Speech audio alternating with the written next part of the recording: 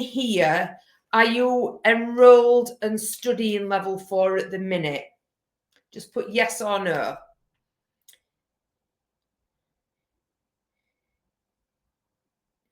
Okay. So I've got quite a few yeses. Okay. Got a few no's. So the ones that have said no, are you studying at level 3 and due to go on to level 4, or have you finished level 3 and at the moment you've not took that jump to level 4? You've done level 3. Excellent. Completed level up to level 4 sometime. Fantastic. Okay then. Well, it's brilliant that you've come on tonight, and hopefully I'll give you the push to get enrolled with us onto level 4, or at least give us a call and let us talk to you about it. Now, I'm not going to lie to you. It is a jump. It's a professional level. It's a professional qualification. But can I just say that the effort and the time put into it, once you've got it, it will take you on so many different journeys. So, I've had my AAT qualification. I think I'm due to get my 20-year license in practice this year from AAT. So I've had a practicing an accounting practice for 20 years, and I'm sure it's this year. But I've been AAT qualified for quite a while. So it is one of the best qualifications to get you on that ladder to where you want to go. So, tonight is just really, like I say, it's a bite size of AMAC, which is your management accounting unit. So Q22's coming. Students will either love it or hate it. I believe that AMAC is one of the harder units now, purely because, not because of the content, but because of how much is in it.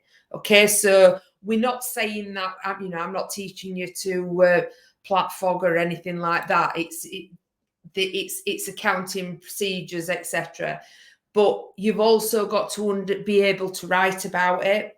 Now, we're going to be running some webinars on the written side of it. Now, I won't be running those purely because I'll hold my hands up. I prefer the numbers.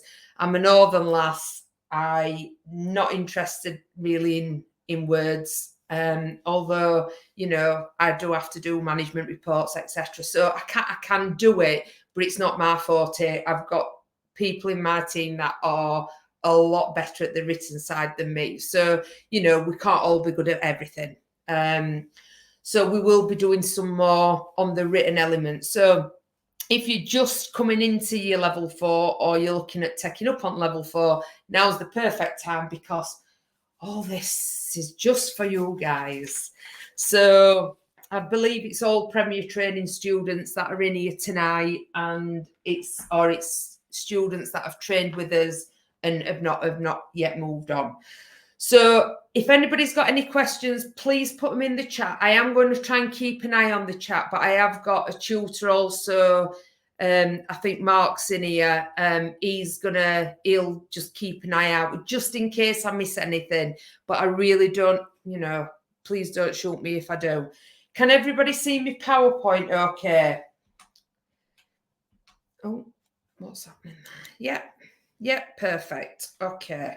I think I need to touch it first. There we go.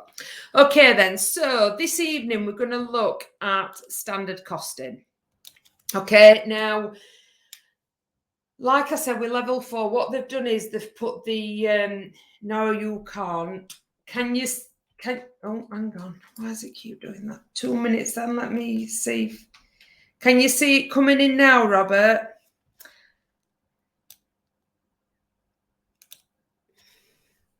So you should be able to see it flying in. I can only see the cursor. Right, the cursor. Okay, just hang on. James RIT is typing. Can everybody see that it says standard costing what we think it should cost compared to what it actually costs. Yeah, perfect. Okay. You might need to reload it, Robert. Okay. Yeah, so just reload it and then you should be able to see what I've got. So everybody that's here online now will get this also sent as a recording, and then it will be put into my PTA account as well. Yeah, it is recorded. Yeah. Okay then. So standard costing. Now, I like plain English. Okay. One thing that I know as an examiner, because I write exam papers, one thing that I know as a AAT student and a tutor is that words can be read totally incorrectly, and it's just something that we're trained to do in a way, because obviously we need as past merit distinction students, but you've got to think about it in plain English. All right, so when we talk about costing and we talk about, say, direct material price or usage, etc., think about what do we think it should have cost us. Okay, so think about, you do your weekly shop, okay, and you go on to Tesco and you're doing a shop for delivery, and you work it out and you say, right, this is what it should have cost me. You've got your receipt, okay, but when it comes, it's either cost more or it's cost less. It could have cost less because something's happened, i.e. they've not got the products, or it could have cost more, for instance, because you've bought an item when it were on special offer, but when you've had your delivery, that offer's finished, okay? So there's reasons behind it, but you always start back with what you think it should have cost you based on what you've quoted, okay? So that's the way you've got to think about it. Take accountancy to a very low level, because it's not difficult as long as you think about it logically, okay? What material should we use compared to what did we actually use? So things like, I don't know, baking, yeah? I'm no baker at all, but if you follow a recipe, that's what you should use. That's the amounts that you should use. If you're using more, why? If you're using less, why? Has something happened, or you've got to really think about what's happened to cause it, okay? How long should it take compared to how long it did take? Okay, so if, for instance, I'm doing a set of accounts for a client, and it might just be a sole trader that brings the receipts in, everything's on a spreadsheet. I might think, right, well, I'm quoting them based on my standard costing. I'm saying that might take me 2 hours, okay? But it actually takes me 4 hours. Why? What is causing it? I've based my calculations on it taking me 2 hours. It took me 4 hours. Why? Okay. So just think about it very, very simply. Now, when you see an exam question, in an exam, when I did my exam, I wrote down should cost, did cost, should take, did take. That were it. That really got me through it, because they've taken a lot out of this exam compared to, years ago when we had to do loads of other variances. So the variances now are a minimum on what it is that they're going to test you. But you've got to make it simple. Now, we can't, as teachers, we can't do the exam for you.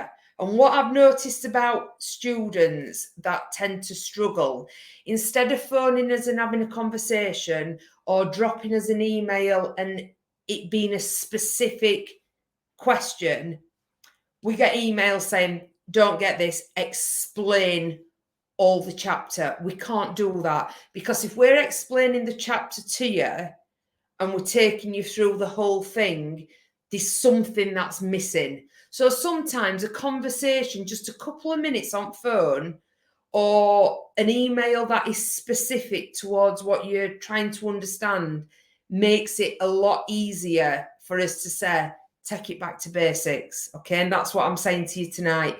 think about it and think about it on a low level. I'm not clever at all, but if I think about it in a logical sense, it makes more sense to me. Okay, so what we're looking at is what is subvariances. So we've got the total direct material variance, which includes the direct material price variance and the direct material usage variance. So the price variance is what should it cost us? What did it cost us for actual material? Usage variance, what should we use? What did we use? Okay, makes it so simple. Straight away, it's simplified that sentence. Okay, total direct labour variance. What should it cost us for that labour? What did it cost us? Or how long should it take, which is the efficiency, how long did it take? Okay, so by just writing that down, and that's the first thing I'd do in an exam, I'd write that down so then it just takes it out of my mind.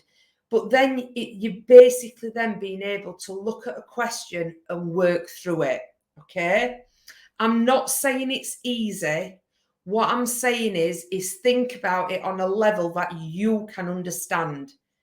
Because if I were to sit the exam based on reading a book and I had to remember what the book said, I'd have never have passed. Okay, so you've got to find a way of doing it for you that makes it understandable. Okay then, so let's have a look. Yeah, standard cost card. Now this is just types of questions that you see throughout your studies, and it's just information that you'd be given in an exam. Okay, now all this is saying is we've got a standard cost card on what it costs us to make one.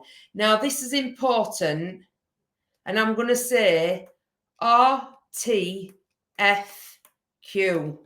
Read the flipping question. Okay, don't assume that what you're reading here relates to 10,000 units.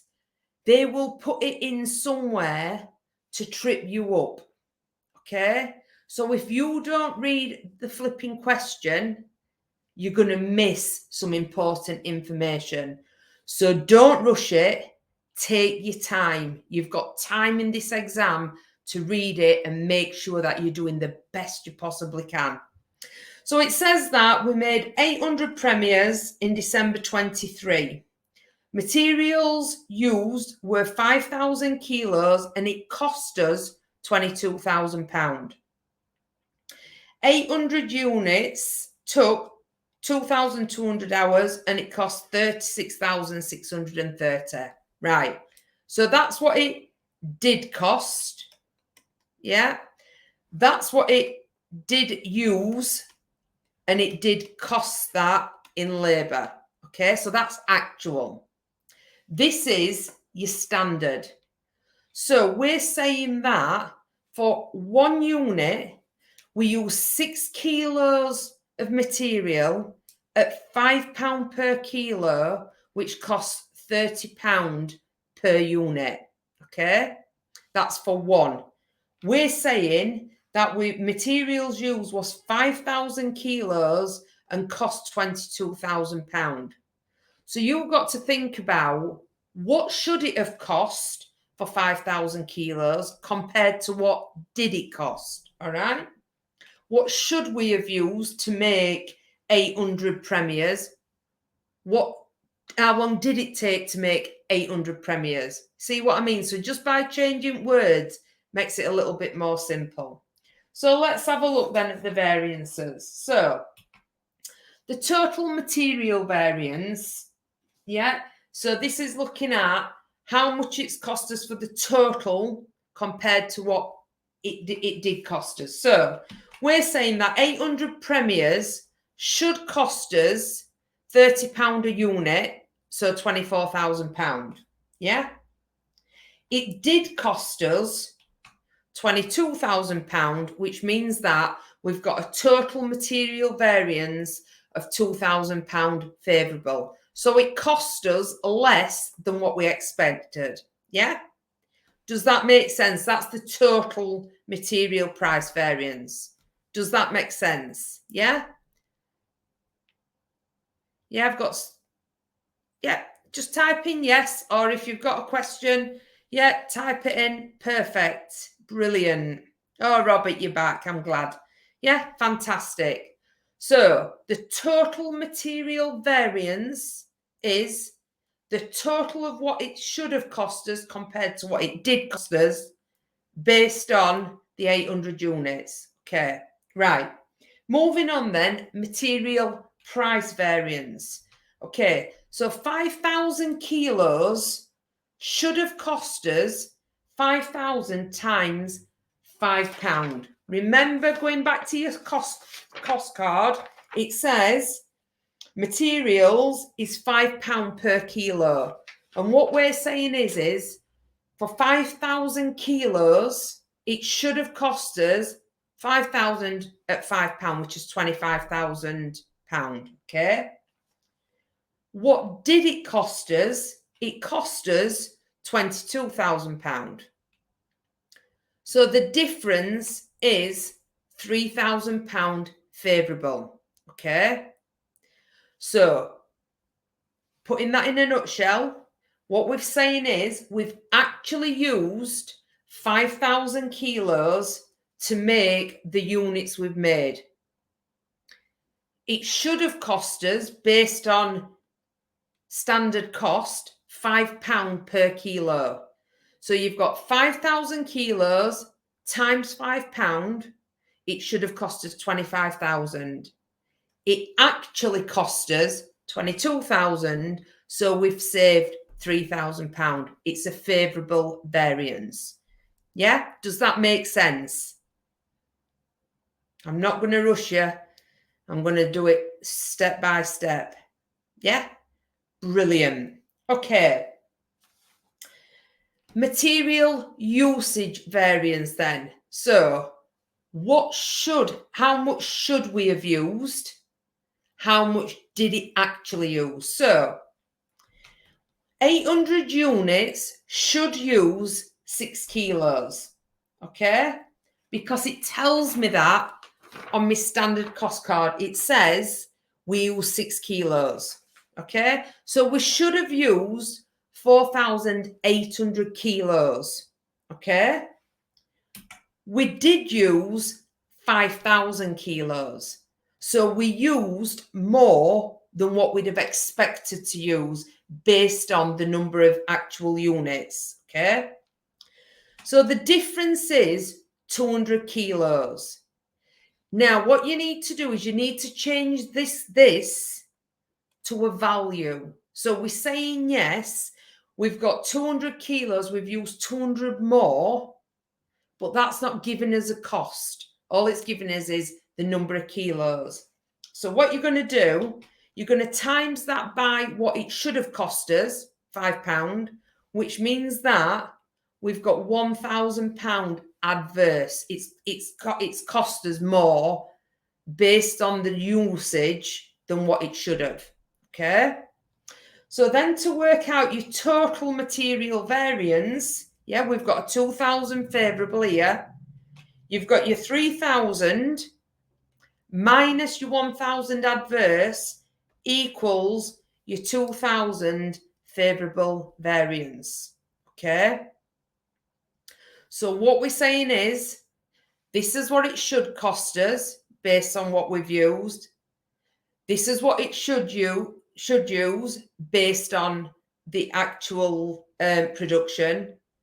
And then you can work out the difference. Okay. Now, does that make sense?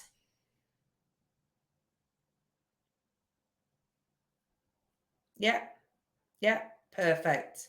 Okay. It's really important you understand what I'm saying. If you don't, tonight's the night to let me know. Okay. Fantastic. So you see, by just changing the way you read it and think about it, it makes it a lot more simpler. You know, I used to have students that had come to me when I was teaching in FE and, you know, face to face, and they'd say, Tell it me in simple Sam's terms. Absolutely, because that's the only way I can remember it anyway. Simple Sam, that's me. Okay then. All right, so let's move on then. Let's have a look now at the labour variance. Okay, so think about what I've said. This is how long it should take. This is how long it did take. This is how long this is how much it should have cost us for that time. This is how much it did cost us. Okay, so just take it out step by step. So we're saying that the total labour variance is 800 units, should have cost £45 a unit, which is £36,000. It did cost £36,630 because this is from the information, yeah?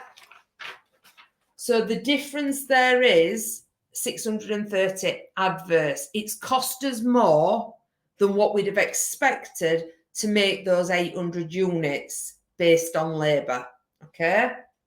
So let's break it down then. Labour rate variance.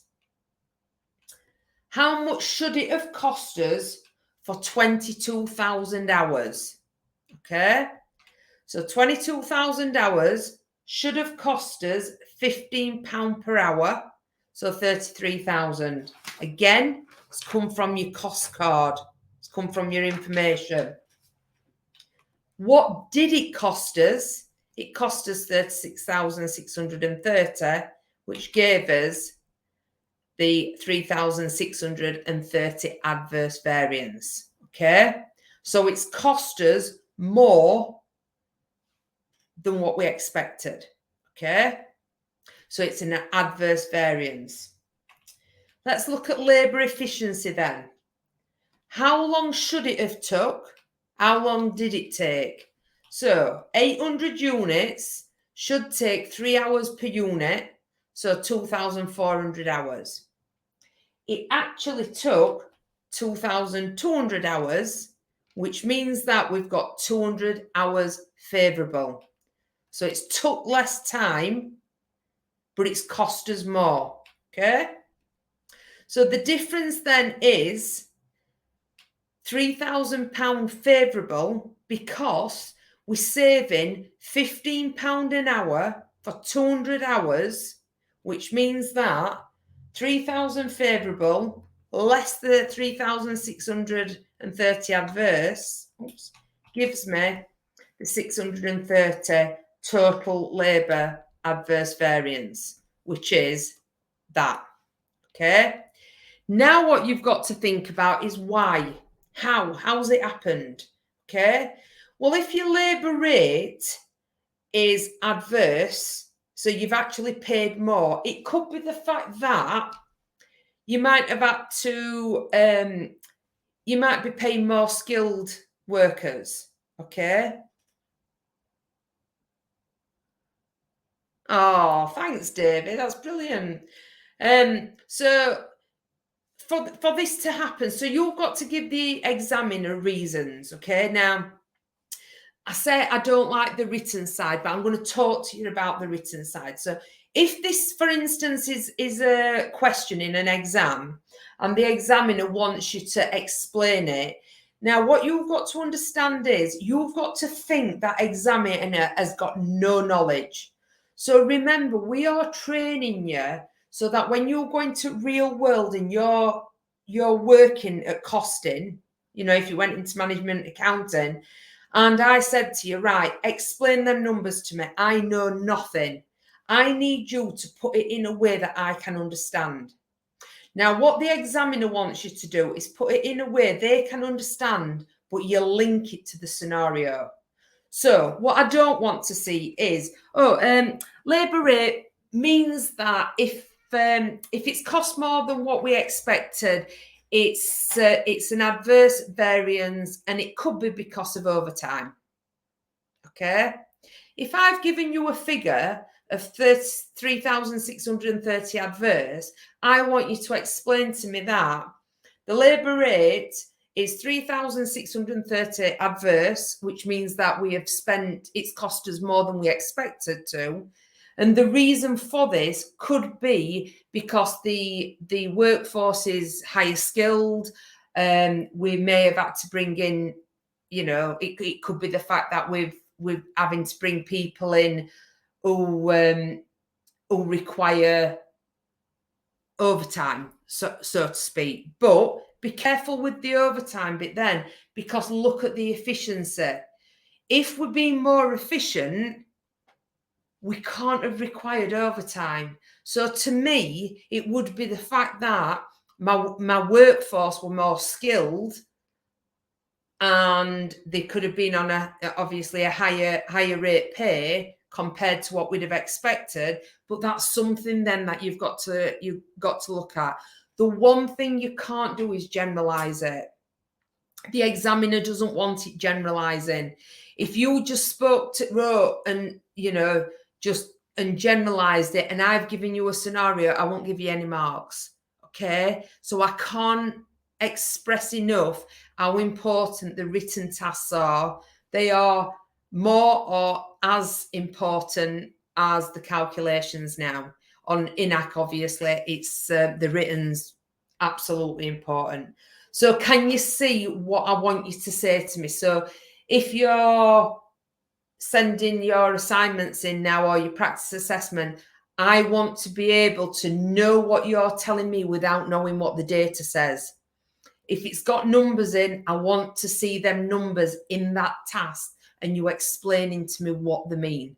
Okay. Does that make sense to everybody? Yeah. Do you understand the importance of linking it now to the scenario? I don't want to sound like I'm shouting at you, but I get so passionate. Yeah, brilliant. Fantastic. Okay, brilliant. Now, this is exactly the same. I'm not saying that same figures, but all I've done is I've shown it in a different way. Now, this is where people go, oh, I can't do that. I haven't seen one like that before. Well, I'm telling you now, this information is exactly the same as what I've just shown you on previous slides. It's just set out different. Okay, I know the numbers are different, what have you, but what I'm saying is the method behind it all is exactly the same as what we've just done. It's just presented differently. Okay, so let's think about it. Direct material price variance. Okay, so we've used 5,200 kilos. Okay, so that is my did cost. Okay, what should it have cost? What did it cost? If you know what it did cost, then that's fine. Write that down straight away because it don't matter which way you do it. Okay, so 5,200 kilos should cost 78,000. Now you're going to say, Sam, how did you get that? Okay, well, that comes from working out what £75,000 divided by 5,000 kilos is, because that gives me my standard cost. Okay, I'm going to ask you to test that for me because I've got no workings whatsoever. I've just done it, you know. So 75,000 divided by 5,000 gives me 15. Yeah, is that what I said? Perfect. Oof, I got myself a bit in. That was a sticky moment then. Okay, so that's what I'd have expected it to cost me per kilo. Okay, so 15,000 times by 5,200 kilos should have cost me 78,000. It did cost me 83,200. Okay, so it cost me more than I expected. So that means I've got a 5,200 adverse variance. Okay, so it's cost me more than what, and bearing in mind, don't forget, yes, we budgeted for 5,000 kilos at that, but you're still using the budgeted price, the standard cost price, what we expected to pay. Okay, and what you're doing there is you're taking it up to what we've actually, how many kilos we've actually had. Okay, so you're still comparing like we like. You're just making sure that you're not comparing 83,200 with 75,000 because 75,000 related to 5,000 kilos. So it won't make any sense, okay? So what about direct material usage then, okay? So what we're saying is we've got 22,000 units and it's used 5,200 kilos, yeah? So that's what it did use. What we'd expect it to use is 5,000 kilos. Let me do this, make sure I do it right way. Divided by 20,000 units is 0.25. So I'd expect 0.25 kilos, okay, for one unit. So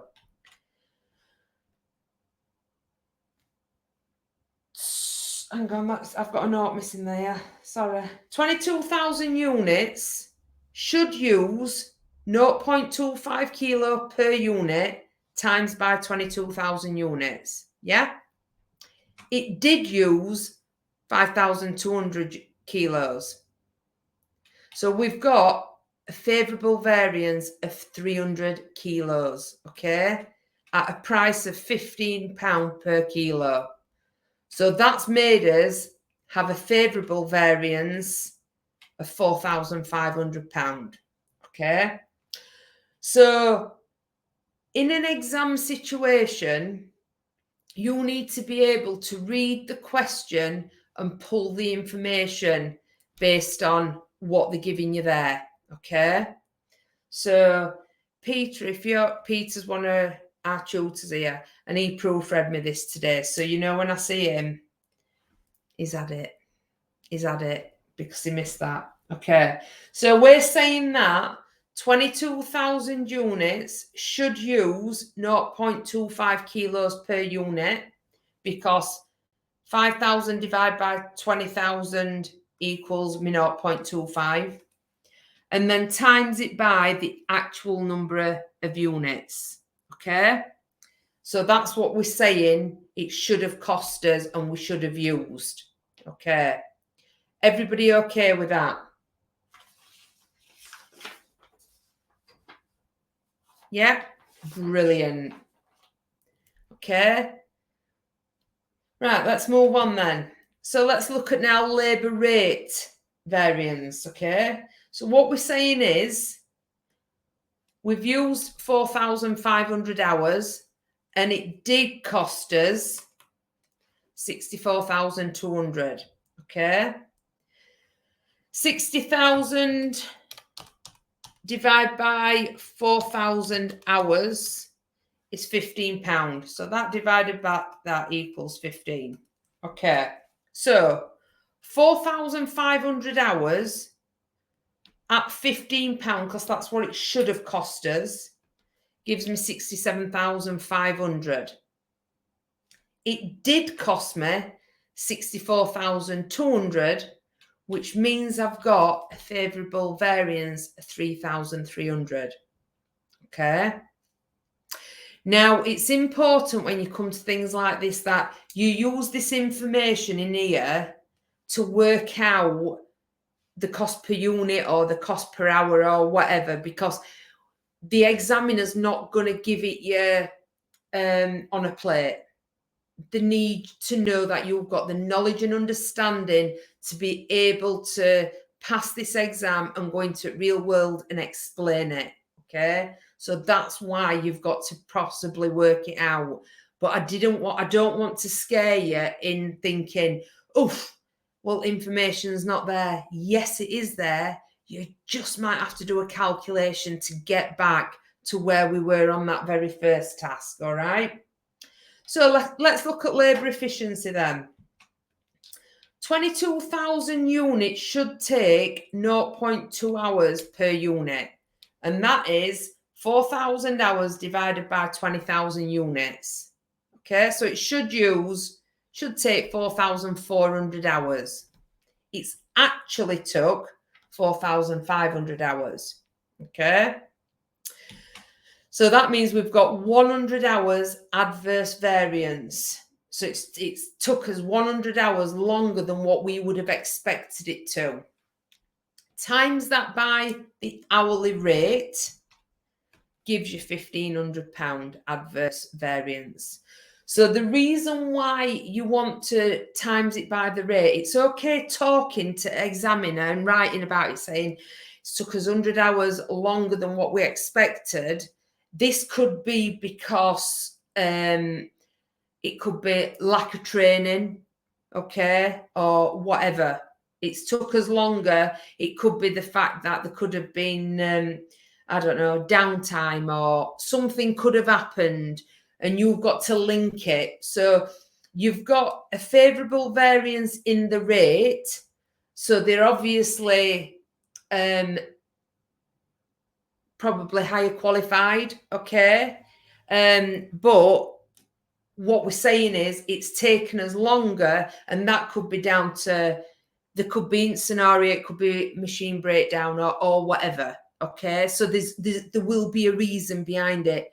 You need to link that to those figures, all right? Does that make sense to you all? It's really important that you understand how I'm calculating it, but you also understand how to move forward with it.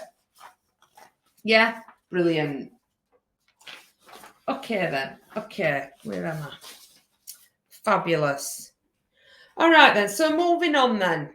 So I just want to show you a different way that they do it as well. Now, I'm putting the calculations on here, but when you start revising and you start going through some questions, etc., you'll see that you might, in this box here, yeah, it might say workings, which they want you to put the workings, or there might not be anything there, and all you're doing is you might be working out what the value is and whether it's adverse or favourable. However, it don't matter what they're asking you to do. If you use what I've just shown you and you think about it on that level, you can answer any of these questions, okay? Because the information's there. So, direct material, paint, price variance. So, you've got paint here and you've got sheet steel, okay? So, you might be asked to do it for both of them. You might be asked to do it just for one of them. It's up to examiner. They can ask you whatever they want to do. As long as you understand how to calculate it, that's fine. Okay, so what they're saying is we've got 500 litres for 10,000 units. We've used 650 litres for 11,500. So that is did use, and then you've got should use, etc. You've got it, yeah? So 650 litres should cost us £3,250 because 2,500 divided by 500 yeah, times by 650 gives us 3,250. So all I've done is I've had to divide that by that to get cost of 1 litre, and then I've times it by what it did use, okay? So 650 litres should have cost us £5 a litre times 650, 3,250. It did cost us 3,120, which means that we've got an £130 favourable variance. Okay, so that's good. We've done good with that. Direct material sheet usage variance. Now be careful here, because you would automatically think price variance, but they've not. They've said usage. So what they've done is they're trying to trick you to RTFQ the question wrong. Okay? So when I first started writing this PowerPoint, my calculations automatically went based on price variance, because that's what I'd done before. So, and I'm being totally honest with you. You know, I've done it and I've got years of experience. You under an exam, in an exam pressure, you've got to read it carefully. okay? And I can't stress that enough. So, you know, you're only human, but I'm telling you to just be careful. Okay, so what should it use? What did it use? Okay, so 11,500 units, yeah, should use 3 hours, is it, per unit, yeah? So we should have used 34,500 meters of this steel, yeah? So what we're saying is 30,000 square meters should be used for 10,000 units. What we've used is, so I think that's £3 if I'm right off the top of my head. Yeah. So £3 times by 11,500 gives us 34,500 meters. It did use 35,000 meters. Okay. So we've got a difference of 500 meters adverse variance, which should give us a cost of 750. Okay, so remember, you're always taking it back to a cost. So we're saying that 500 meters, let me have a look, 45,000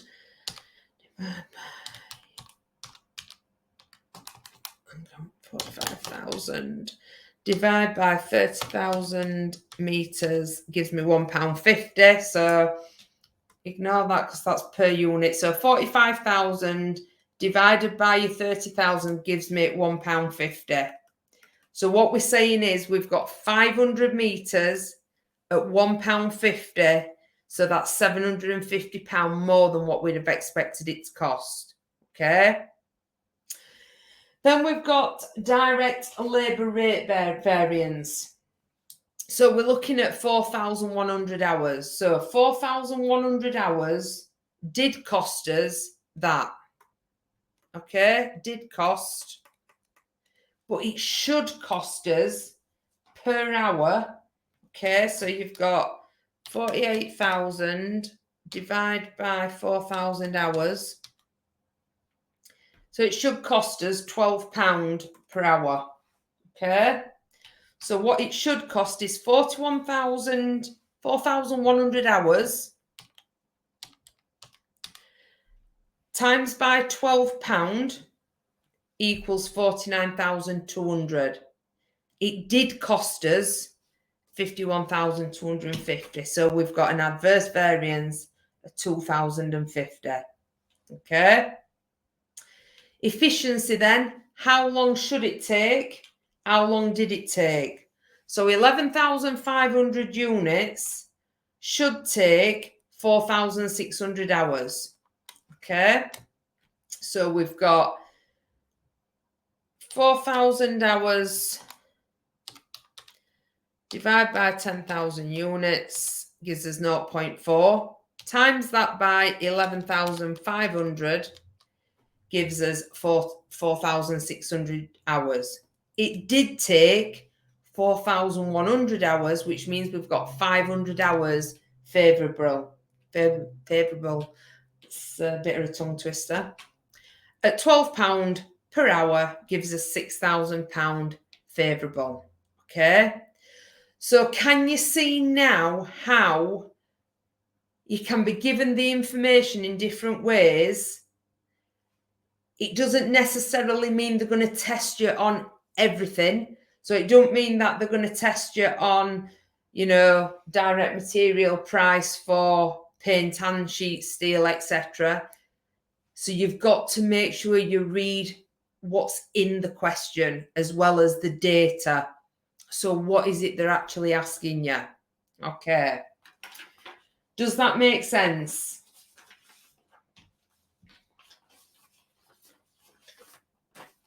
Yeah, brilliant.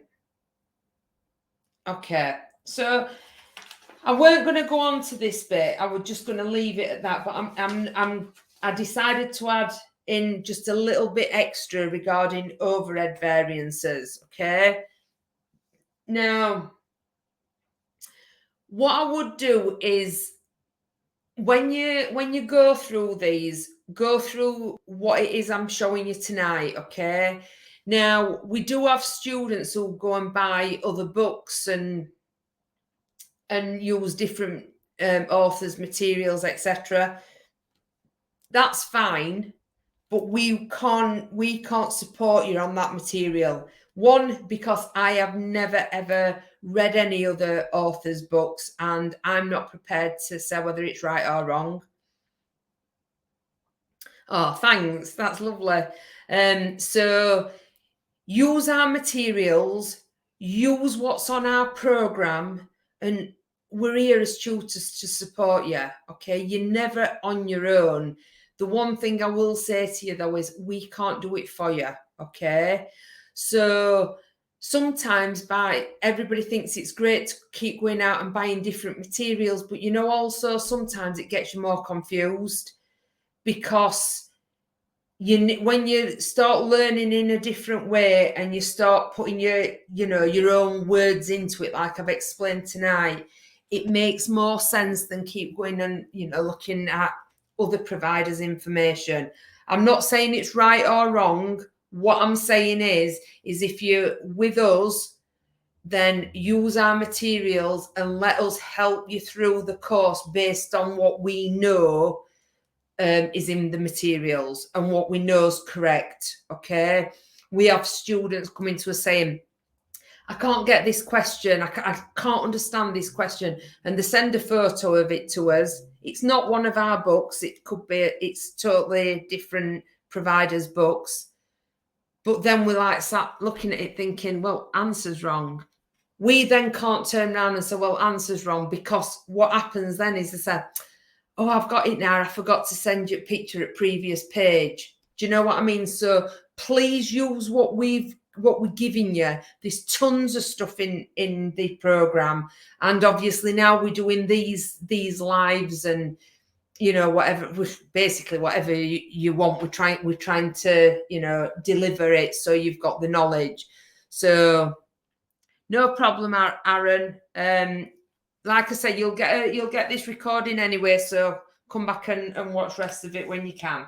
Okay then, so moving on then, let's have a look at overhead variances. So the expenditure variance is looking at the budgeted cost of fixed overheads to the actual fixed overheads. Okay, quite simple.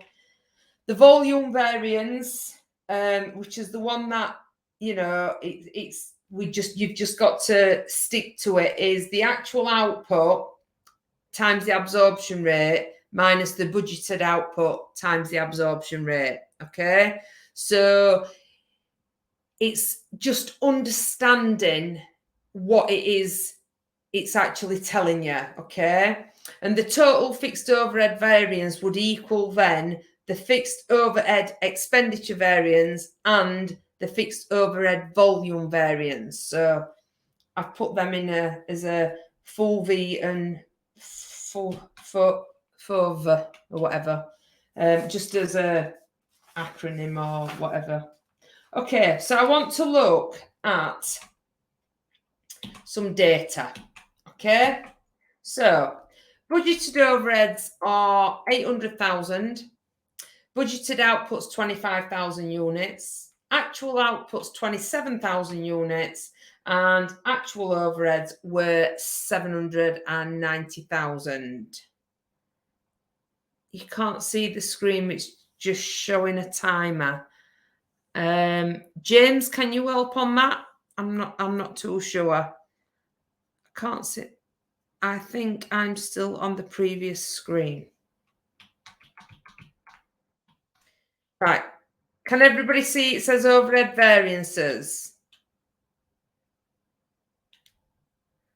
No? James, what's happened? Was it timed out? Okay, so can anybody...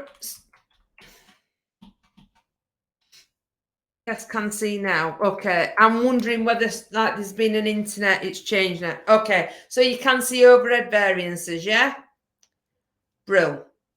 Okay, so these are the variances that we're working to. Okay, so let's have a look then. It's working now. I wonder if it's just like dropped off because it went for everybody at the same time. So, but it's working now.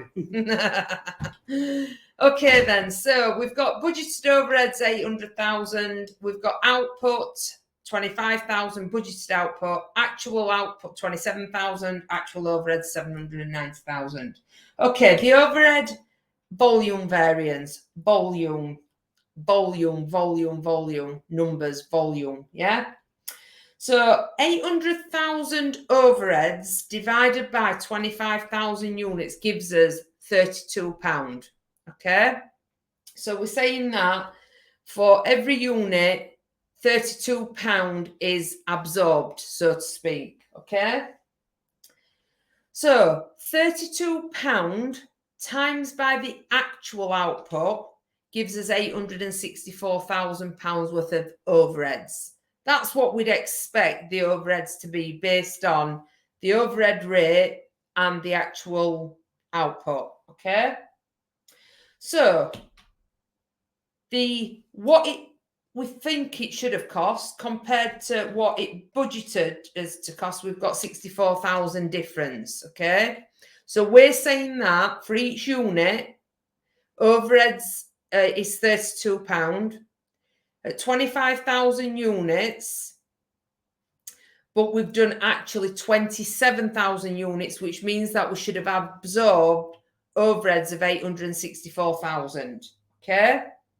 Which means then the difference is £64,000, okay?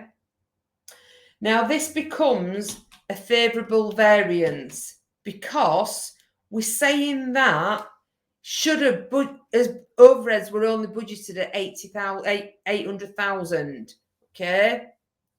The volume would have absorbed 864,000, but they're only budgeted at 800,000. So we've got a £64,000 favourable variance, okay? So just think about that because we're saying that this is what we'd have expected it to be, but we budgeted it to be that based on this £32, okay? So it takes a bit of getting your head around this one. So then moving on to the fixed overhead expenditure variance. This is probably the easiest one. So we expected it to be 800,000. The actual overheads were 790,000. So we've got a £10,000 favourable variance. So it's actually cost us less than what we originally budgeted for anyway. Okay? Does that make sense? And that's really all you've got to remember with that. Okay. Right. I've chucked this in as I'm hoping it's going to work because every time I write on screen, it like seems to keep disappearing. But what I've done is I've chucked in like probably a similar exam style question. So these are types of exam style questions that you get on, whether it be AAT, whether it be OCR, IGCSE, whatever. That, you know, the information is within it. Okay. Now, the one thing we don't like doing as accountants is what? We don't like reading. Yeah, we like numbers. We don't like reading.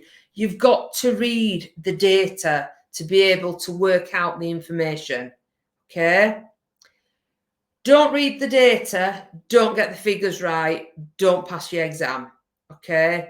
So just take the time to read it and then read it again. Now, another trick that I know accountants do. You read first bit and you're like, yeah, B limited, standard cost and standard costs of that, fixed overheads of that. Oh, I don't need to read anymore. Okay. And then you crack on. Don't. Make sure you read it all. Please read it all. Just think of me sat on your shoulder saying, RTFQ, read the flipping question. Okay. It's so important because there's a lot of information in it. I'm not going to read it all to you tonight because obviously you can read it yourselves when we get past it. Okay. So the first thing we're going to do, direct material price variance. what it should cost, what it did cost. Okay. Now, we're saying that it should cost us, based on this, 11,650 litres should cost us £5 per litre. Yeah? So it should cost us, I'm just going to scribble it in here, should cost 5,850. It did cost 5,8017. Okay, so that should give us £233.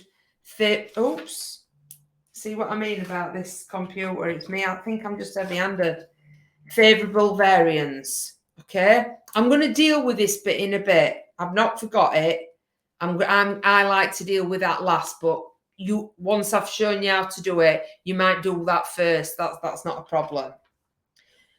Direct material usage then. So should use, did use. Okay. So, hang on a minute. I don't know, it keeps doing that. Oh no, where's it gone?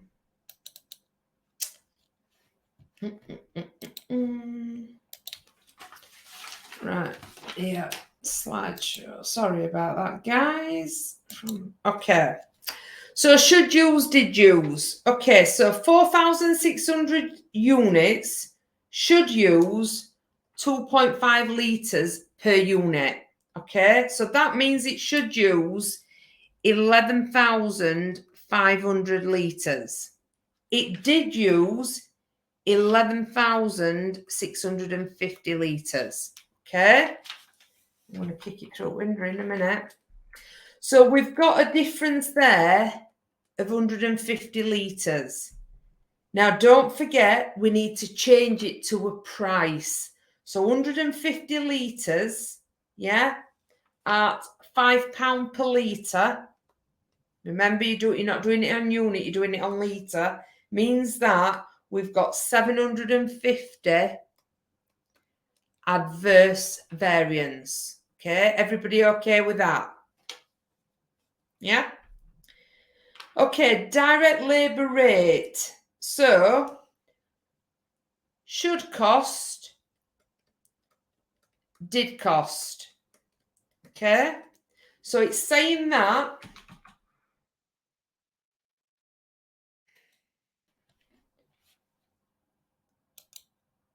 it's saying that 2,340 hours actually cost 35,568.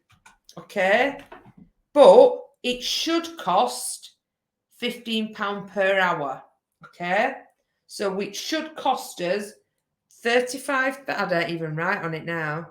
35,100, and it costs 35568, which means that. Right, I'll tell you what I'm going to do. I'm just going to do it. Can everybody see it on my screen without me? Because if I do it like this, it's not going to keep going backwards and forwards. So it should cost, we've got a 468 adverse variance. Yeah? Everybody okay?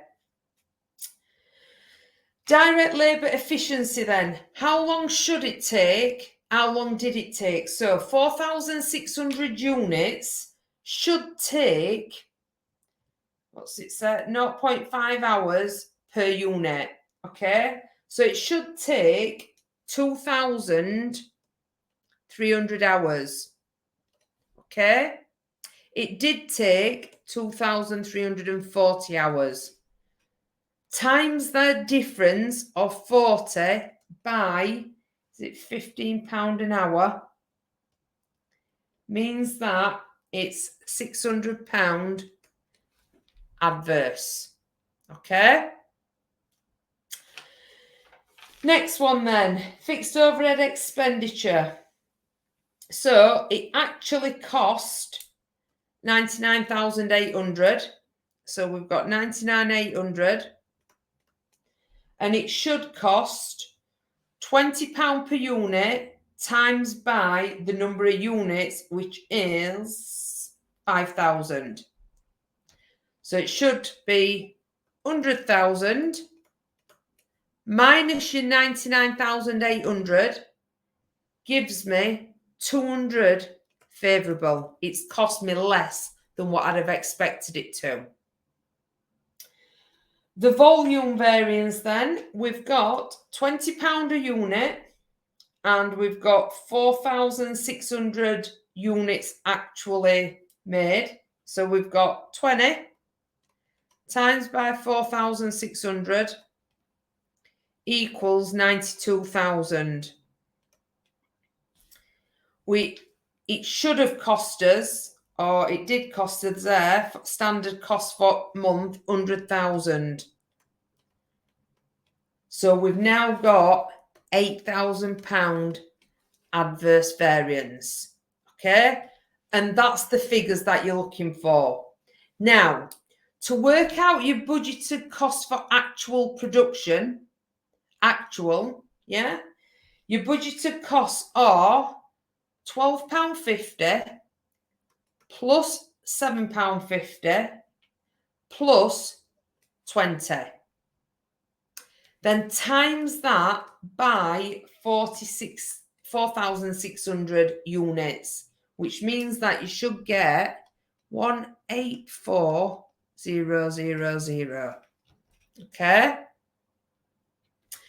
Now work out your actual cost of actual production. Well, the figures are given to you. You've got 58,017 plus your 35,568 plus your 99,800, which gives you 193385. Okay? So when you work it back, it becomes that the adverse and the favourable equals that. Okay? So it's very, very, very important that you go through it step by step. Okay? Because that's what the examiner wants to see.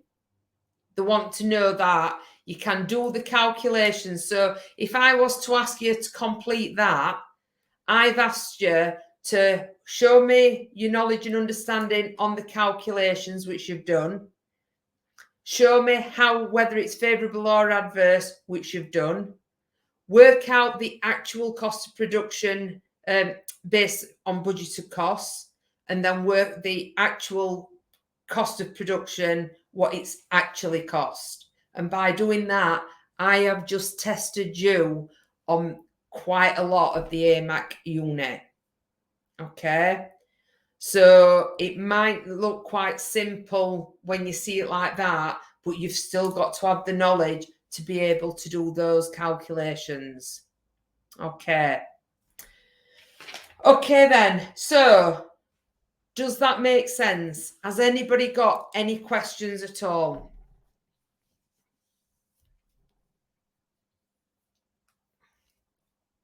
Is everybody okay?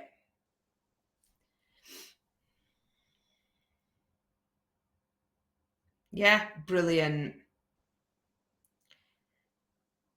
Fantastic. Listen, my email's on there. You need anything, you need any support, you know where we are. Those students that have not enrolled yet onto level 4 that may want to, please, if you want to talk to me about it, it's not a problem. If you want to talk to course advisors, it's not a problem. We're here to help you. We're here to support you.